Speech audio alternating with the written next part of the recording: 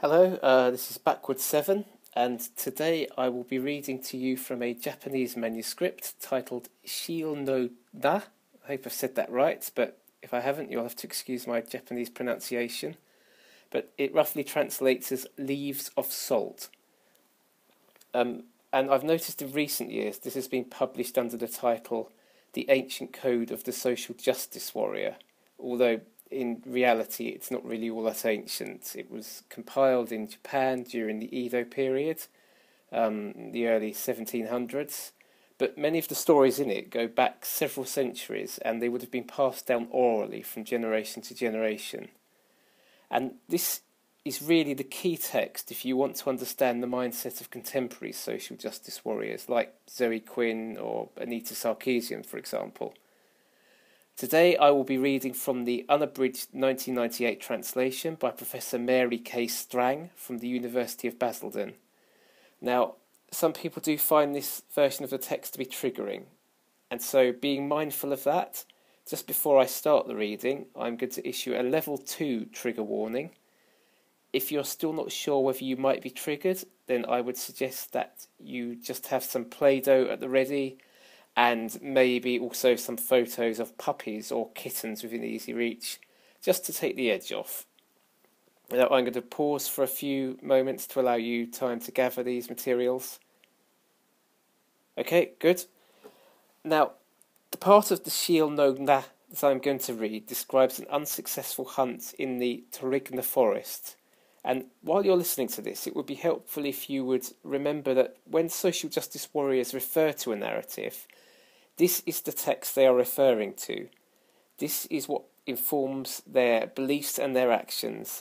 There's a very ignorant belief that social justice begins with entitled millennials, when in reality it's a dogma that dates back probably over 1,000 years.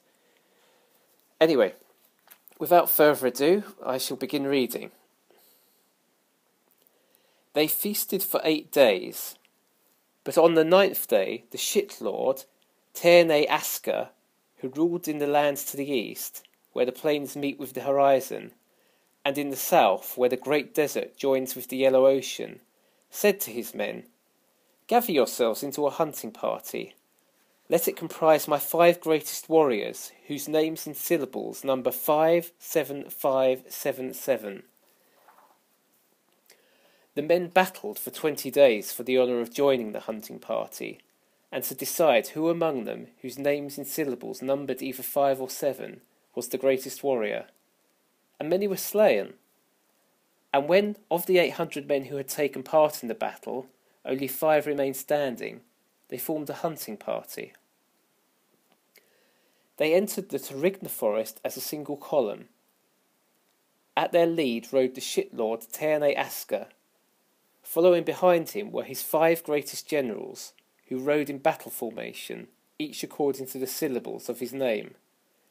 And they did this in deference to the spirits of the trees, who had specified as such in the terms and conditions for entering the forest. The hunting party journeyed through the Torigna forest for 3 years, but caught nothing. After the 3rd year had passed, and with the rising of the sun the first day of the new year had come into being, they entered into a wide clearing among the trees. At the centre of the clearing they saw a creature who stood upon its hind legs like a man, engaged in an act of sexual congress with a male oxen. The oxen's fur had been dyed bright blue with the toxic juices of the sorrowberry, and Terne Asker saw the brand that had been placed upon its body, which identified the beast as his property, and he knew the beast by name, and that it was 8 years of age, and he saw, hanging from the trees behind it, drying watercolours painted on sheets of rice paper that depicted the oxen's exposed hind quarters and its dangling reproductive parts that had once been used to measure the extent of his kingdom, which was over 10 million semi-aroused oxen penises in length and girth. And having seen all of this, he drew his sword, for he was of a singular purpose, and he spoke to the creature. "You who have defiled this oxen, which is my property, and who either by whim or perversion have dyed it bright blue with the toxic juices of the sorrowberry, so that it might better resemble the women who dwell within this forest, and who have braided its pubic hair in knots, that are known only to the inhabitants of this province, have stolen from the beast its honour, and for these crimes I will stand as your executioner." But as he raised his sword, his second in command rushed forward and stayed his master's hand.